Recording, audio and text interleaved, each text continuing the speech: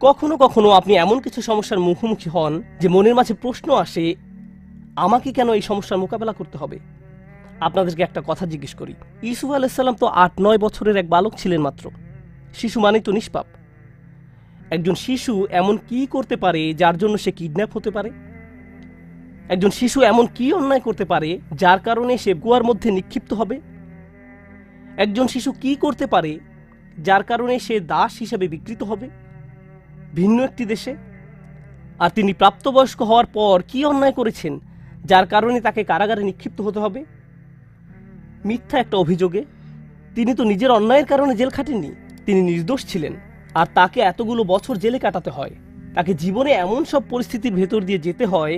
অন্য কারো এমন হলে বলতো, ভাই জীবন অন্যায্য, কি বা করার আছে, জীবন অন্যায্য। কিন্তু একজন বিশ্বাসীর ক্ষেত্রে কি হয়? সে শুধু বলে না যে জীবন অন্যায্য, সে বলে আল্লাহ অন্যায্য। নাউজুবিল্লাহ।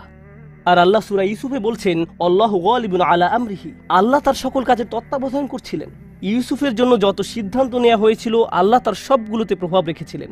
কিভাবে? কখনো কখনো আমি আপনি এমন কিছু সমস্যার মুখোমুখি হব, আল্লাহ জানেন ভালো কিছু সামনে আছে। কখনো কখনো ভালো যা কিছু আসছে তা আপনার নিজের জন্য, আবার কখনো বা অন্য কারোর জন্য, আবার কখনো বা অন্য কারোর জন্য। কখনো কখনো আপনি জীবিত থাকতেই এর উপকার পাবেন, আপনি জীবিত থাকতেই এর উপকার পাবেন। আর কখনো কখনো এই উপকার আসবে আপনি আল্লাহর কাছে ফিরে যাওয়ার পর। ইউসুফ আলাইহিসসালামের ক্ষেত্রে কি হয়েছিল? একজন পিতা তার সন্তান থেকে বিচ্ছিন্ন হয়ে পড়েন।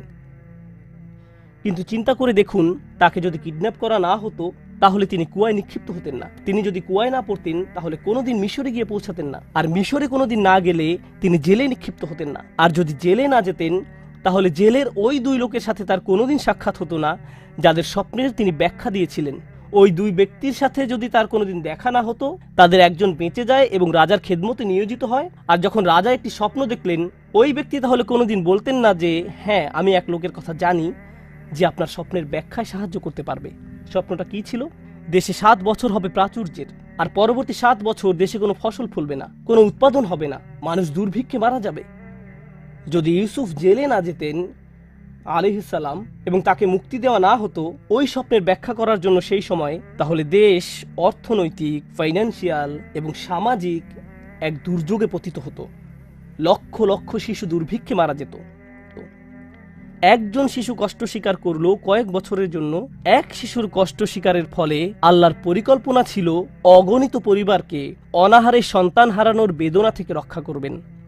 এই পরিকল্পনার কারণে ইউসুফ আলাইহিসসালাম জেল থেকে ফিরে এসে স্বপ্নের ব্যাখ্যা করলেন এবং অর্থ মন্ত্রণালয়ের দায়িত্ব নিলেন। আমার এক বন্ধুর নাম হয়তো আপনারা শুনে থাকবেন, তার নাম রবার্ট ডেভিলা। আমি ওই বোনকে তার সম্পর্কে জিজ্ঞেস করেছিলাম। সে বলল সে তার কথা শুনেছে। সে তার শরীরের কোনো অংশ নাড়াতে পারে না, শুধু মুখমণ্ডল ছাড়া। সে কি এমন অন্যায় করেছে যার কারণে এমন পরিস্থিতি? কিছুই না। কিন্তু কত মানুষ ইসলাম গ্রহণ করেছে তার এই অক্ষমতার দরুন। কত শত মানুষ এই ঘটনার কথা শুনে আল্লাহর পথে ফিরে এসেছে। কত শত মানুষ আল্লাহর প্রতি অকৃতজ্ঞ ছিল, যদিও তারা মুসলিম ছিল কিন্তু নামে মাত্র মুসলিম ছিল, এবং সিদ্ধান্ত নিল যে আল্লাহর কাছে আত্মসমর্পণ করবে। কারণ ওই মানুষটি একটি বিছানায় শুয়ে আছে, তার কষ্ট, দুর্ভোগ লক্ষ লক্ষ মানুষের জন্য হেদায়েতের কারণে পরিণত হলো। বুঝতে পারছেন? কখনো কখনো আমি আপনি কষ্টকর অবস্থায় পতিত হই, যা আসলে খুবই সামান্য, এমন অসংখ্য কল্যাণ আর এমন অসংখ্য উপকারের জন্য, যা হয় এখন আমার কাছে আসবে, নতুবা আল্লাহর কাছে ফেরত যাওয়ার পর আমি এর উপকার ভোগ করব। সুতরাং আমাদের দোয়া কোনো কিছু অর্ডার করার মতো নয়।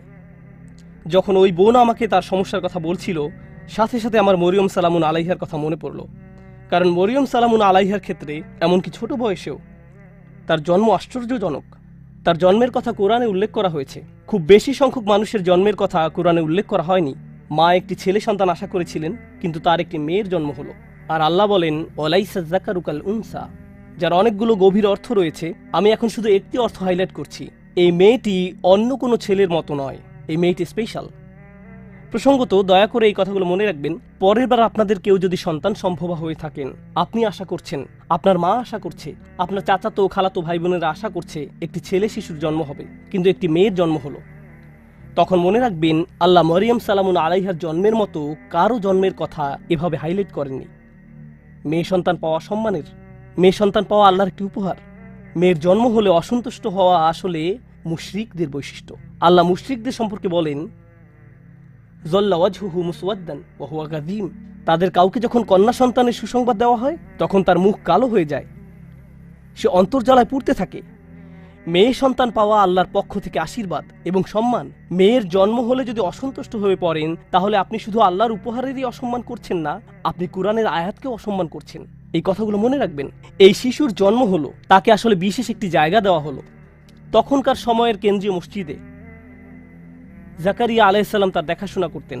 আর যখনই তিনি তার খোঁজ খবর নেওয়ার জন্য আসতেন, কারণ মরিয়ম আলাইহিসসালাম আল্লাহর ঘরে থেকে আল্লাহর ইবাদতে নিজেকে উৎসর্গ করলেন। কুল্লামা দাখালা আলাইহা জাকারিয়াল মেহরাব ওয়াজাদা ইনদাহা রিজকান। যখনই জাকারিয়া মেহরাবের মধ্যে তার কাছে আসতেন, কিছু খাবার দেখতে পেতেন। তিনি জিজ্ঞেস করলেন, এগুলো কোথায় পেলে তুমি? এই ফলগুলোর তো এখন উৎপাদন হয় না, এমনকি এগুলো এই সিজনেরও নয়। এইগুলো শীতকালে হয় আর ওইগুলো গরমকালে জন্মে। তুমি এইসব ফল কোথায় পেলে? উত্তর দিতেন, ক্বালাত হুয়া মিন ইনদিল্লাহ। এগুলো আল্লাহর পক্ষ থেকে বিশেষভাবে এসেছে। এই ফলগুলো আমার নিকট আল্লাহর পক্ষ থেকে এসেছে। ভাবতে পারেন এমন একজনের কথা যার দোয়া এমনভাবে কবুল হয় যে আকাশ থেকে খাদ্য অবতীর্ণ হয় এই নারীর জন্য। তাই যখন ওই বোন আমাকে বলছিলেন তার দোয়া কবুল হয়ে যায়, আমি সাথে সাথে মরিয়ম সালামুন আলাইহার কথা মনে করলাম। কি অলৌকিকভাবে আল্লাহ তার ব্যাপারে হস্তক্ষেপ করতেন, এমনকি খাদ্যের মতো বিষয়েও। যা আমরা নিজেরা উঠে গিয়ে নিয়ে আসতে পারি, তাকে এমনকি সেজন্য উঠতে হয়নি। খুব স্পেশাল এক কিশোরী, খুব স্পেশাল এক নারী। এখন এই নারী সম্পর্কে যে ব্যাপারটি আজকে গুরুত্ব দিয়ে তুলে ধরতে চাই তা হলো, একদিন তার নিকট এক ফেরেশতার আগমন ঘটল। ফেরেশতা বলল সে একটি বাচ্চার মা হতে যাচ্ছে। তার মাথায় প্রথমে আসলো, আমি তো বিবাহিতা নই, আমি মা হব বলে তুমি কি বোঝাতে চাচ্ছ? লাম ইয়ামসাসনি বাশার, আমাকে তো কোনো পুরুষ স্পর্শ করেনি। আমার বাচ্চা হবে বলে তুমি কি বোঝাতে চাচ্ছ? কাযালিকি ক্বালা রব্বুক, আমি দুঃখিত, আমরা এসেছি শুধু সংবাদ জানাতে। এটা হবে কি হবে না সেই ব্যাপারে পরামর্শ করতে নয়। সেই সিদ্ধান্ত ইতিমধ্যে নেওয়া হয়ে গেছে, তুমি একটি বাচ্চার মা হতে যাচ্ছ। এখন তিনি পুরোপুরি আতঙ্কিত, আমি কি করব? তিনি আল্লাহর কাছে ফিরে আশা করতে পারতেন এমনটি যেন না হয়, কিন্তু এটা তো ঘটবেই। আমি আপনাদের জন্য পরের কিছু ঘটনা এখন বর্ণনা করছি, যেন উপলব্ধি করতে পারেন এই নারী কেমন এক কঠিন পরীক্ষায় পড়েছিল। বাচ্চার জন্মের পর তিনি তার নিজ শহরে ফিরে আসলেন। সমাজের সবাই তাকে দেখত দুনিয়া ত্যাগী, আল্লাহওয়ালা নারী হিসেবে। এমন নারী যে আল্লাহর ইবাদতে সবসময় নিয়োজিত থাকে। এমন নারী যাকে তাদের নবী জাকারিয়া আলাইহিস সালাম সমর্থন জানিয়েছিলেন। এমন নারী যিনি জাকারিয়া আলাইহিস সালামের তত্ত্বাবধানে বড় হয়ে ওঠেন। মসজিদের আশেপাশের সবাই সেখানে দাঁড়িয়ে আছেন, আর তিনি একটি বাচ্চা কোলে করে এগিয়ে আসছেন। সবাই তখন একসাথে তাকে অপমানিত করতে শুরু করলো। কিভাবে তুমি এমন কাজ করতে পারলে? নিজের কি সর্বনাশ তুমি করে ফেলেছ? পর্দার অপর পাশে আজকের জুমার নামাজে অনেক মহিলা উপস্থিত আছেন। আপনারা জানেন কোনো মুসলিম নারী এমন অবস্থার কথা কল্পনাও করতে পারেন না, যেখানে তিনি একটি বাচ্চা কোলে নিয়ে দাঁড়িয়ে আছেন আর মানুষ বলছে এই বাচ্চা বৈধ নয়। তার পক্ষে এমন ধরনের অপমানের কথা কল্পনায়ও আনা সম্ভব নয়। আর আমাদের পুরুষদেরকেও এই ধরনের অভিযোগের কথা কল্পনা করতে পারবো না। আমাদের বোনদের জন্য, আমাদের মায়ের জন্য, আমাদের মেয়ের জন্য এটা আমাদের চিন্তার বাহিরে। একজন মুসলিমের জন্য আমাদের মান মর্যাদা আমাদের জীবনের চেয়েও মূল্যবান। আত্মমর্যাদার যে চেতনা আল্লাহ আমাদের দান করেছেন তা আমাদের কাছে আমাদের জীবনের চেয়েও বেশি মূল্যবান। আর তিনি জানতেন তিনি যখন নিজের এলাকায় ফেরত যাবেন তখন লোকজন এমন কথাই বলবে। তার পেছনে বলা বলি করলে এক কথা, কিন্তু তারা লোক সম্মুখে তার মুখের উপর বলছে, একেবারে সরাসরি তাকে বলছে তিনি কিভাবে এই সমস্যার মোকাবেলা করলেন। কারণ যত দুয়াই তিনি করেন না কেন, আল্লাহর সিদ্ধান্তে কোনো পরিবর্তন হবে না। আল্লাহ সিদ্ধান্ত নিয়েছেন তাকে এই পরীক্ষার সম্মুখীন হতে হবে, তাকে সমাজের সামনে এভাবে দাঁড়াতে হবে। তখন তিনি কি করলেন? যখন প্রসব বেদনা শুরু হলো, তিনি বলে উঠলেন, ইয়া লাইতানি মিত্তু ক্বাবলা হাযা। তিনি বলে উঠলেন, হায় আমি যদি কোন রূপে এর পূর্বে মরে যেতাম। আশা করছি সন্তান প্রসবকালে মারা যাব, কারণ সামনে যে অপমান সইতে হবে তার থেকে মৃত্যুর মাধ্যমে সহজে অব্যাহতি পাওয়া যাবে। কুরআনের অন্য কোথাও কারো মৃত্যু কামনা করার কথা উল্লেখ নেই, শুধু এই জায়গায়। একবার চিন্তা করে দেখুন কেন তিনি মৃত্যু কামনা করছেন। আল্লাহ আজ্জা ওয়া জাল্লা স্বীকার করছেন যে কখনো কখনো মানুষ এমন কঠিন মানসিক আঘাতে জর্জরিত হবে যে মৃত্যু কামনা করে বসবে। এমন পরিস্থিতিতেও মানুষ পড়বে। ঠিক এমনই এক চরম পরিস্থিতিতে তিনি পড়ে গেলেন, আর আল্লাহ এটা স্বীকার করলেন। ইয়া লাইতানি মৃত্যু কবলা হাযা। আমি এটা পড়ার পর প্রচন্ড ধাক্কা খেলাম। কিভাবে তিনি এমন কথা বলতে পারলেন? জানেন তো, আমাদের রাসূলুল্লাহ সাল্লাল্লাহু আলাইহি সাল্লাম বলেছেন, লা ইয়াতামান্না ইয়ান্না আহাদুকুমুল মাউতা। তোমাদের কেউ যেন মৃত্যুর আকাঙ্ক্ষা না করো। তোমাদের মৃত্যু কামনা করা উচিত নয়। কেউ কখনো সহজে মৃত্যু কামনা করে না, কিন্তু তিনি এখানে মৃত্যু কামনা করছেন কেন? এটা অত্যন্ত কঠিন এক পরিস্থিতি, মারাত্মক এক অবস্থা। তো তিনি যে অপমানের সম্মুখীন হতে যাচ্ছেন তা মৃত্যুর চেয়েও খারাপ। তাই তিনি বললেন, ইয়া লাইতানি মৃত্যু কবলা হাযা। এই কথা কোরআনে উল্লেখ করার কারণ আছে। দুনিয়ার এই জীবনে মানুষ অপমানজনক পরিস্থিতিতে পড়বে, থেকে মুক্তির কোনো উপায় চোখে পড়বে না। অনেককে তাদের পরিবারের সম্মুখীন হতে হবে, মিথ্যা অপবাদের সম্মুখীন হবে, অতীতের কোনো ভুলের মোকাবেলা করতে হবে। কে জানে তাদের এমন ধরনের মানসিক আঘাতের মোকাবেলা করতে হবে। তখন তারা মরিয়ম সালামুন আলাইহার উদাহরণে সান্ত্বনা খুঁজে পাবেন। কিন্তু তিনি এখানেই থেমে যাননি।